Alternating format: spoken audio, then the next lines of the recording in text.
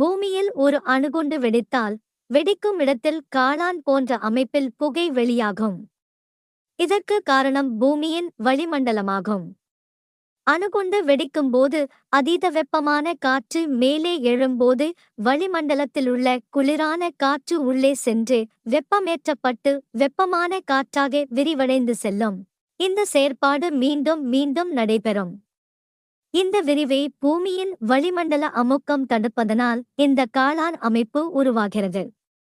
அணுகுண்டு வெடித்த இடத்திலிருந்து தூரம் செல்லச் செல்ல அணுகுண்டின் தாக்கம் குறைவடைவதற்கும் பூமியின் வளிமண்டலமே காரணமாகும். ஆனால் நிலவில் வளிமண்டலம் இல்லாத காரணத்தினால் வெடித்த அணுகுண்டின் தாக்கத்தை தடுப்பதற்கு நிலவில் எதுவுமே இல்லாததனால் வெடிப்பின் பின் வெளிப்படும் வெப்பம், கதிர்வீச்சுக்கள் மற்றும் சிதறிய நிலவின் பாகங்கள் அதிக தூரத்திற்கு வீசப்படும்.